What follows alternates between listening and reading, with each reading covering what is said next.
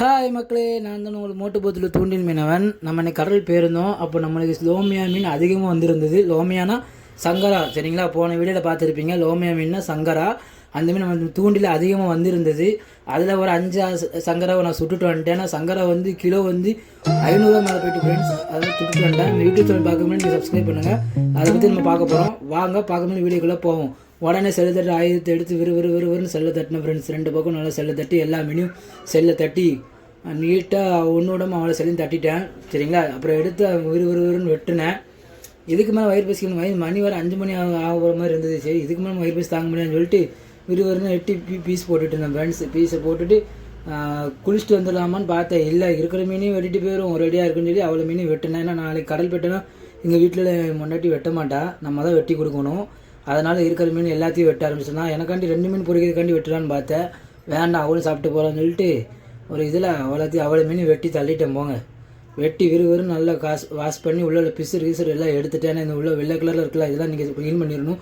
அது வந்து கொழுப்பு, க்ளீன் பண்ணி நீட்டாக எடுத்து வாஷ் பண்ணிடணும். 2 தண்ணி 3 தண்ணி விட்டு நல்லா வாஷ் பண்ணிக்கோங்க. வாஷ் பண்ணதுக்கப்புறம் நம்ம எப்படி நீட்டாக வாஷ் பண்ணுறோம் நீங்கள் பார்த்துக்கோங்க. வீடியோவில் பார்த்து நீங்கள் தெரிஞ்சுக்கிடுங்க ஃப்ரெண்ட்ஸ், பார்த்துக்கோங்க. நம்ம வீட்டில் யாரும் பொம்பளை நம்ப வேண்டாம், நம்மளே க்ளீன் பண்ணி நம்மளே மீன் வெட்டி நம்மளே சாப்பிட்டு போயிடலாம் ஃப்ரெண்ட்ஸ்.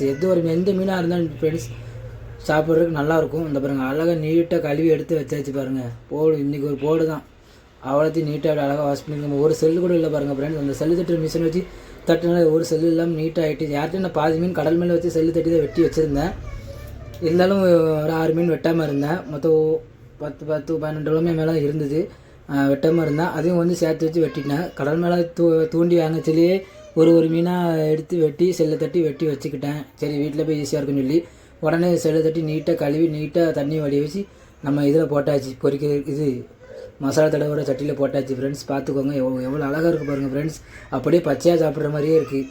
இதில் மசாலா பண்ணி பொரிச்சு சாப்பிட்டா எப்படி இருக்கும் தெரியுமா? டேஸ்ட் சூப்பராக இருக்கும் ஃப்ரெண்ட்ஸ். இதான் நம்ம பிராண்டு, சரிங்களா? மகாராஜா மசாலா எங்கள் ஊரில் இது ஃபேமஸானது. உடனே விரவி வச்சாச்சு.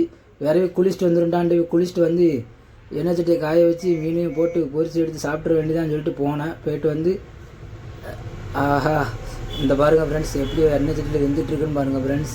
இப்போ எப்படி கையை விட்டு உள்ளே எடுத்து சாப்பிடலாம் போல் இருந்தது எனக்கு. வேண்டாம், என் முன்னாடி பொரிஞ்சதுக்கப்புறம் சாப்பிடுங்க, நீ என்ன காட்டுவாசியான்னு சொல்லி ஏசிட்டா. அதோடனே அவ்வளோத்தையும் பொரிய விட்டு ரசத்துக்கு, மிளகு ரசத்துக்கு டேஸ்டான ஃபுட்டு. இங்கே பாருங்கள் ஃப்ரெண்ட்ஸ், எவ்வளோ அழகாக பொரிஞ்சிருக்கு பாருங்கள், அழகாக இருக்குது பாருங்கள் ஃப்ரெண்ட்ஸ். இந்த வீடியோ பிடிச்சிருந்துன்னா நீங்கள் லைக் பண்ணுங்கள், ஷேர் பண்ணுங்கள், கமெண்ட் பண்ணுங்கள், சப்ஸ்கிரைப் பண்ணுங்கள், பெல் பட்டனை கிளிக் பண்ணுங்கள். அடுத்த வீடியோவில் பார்க்கும்.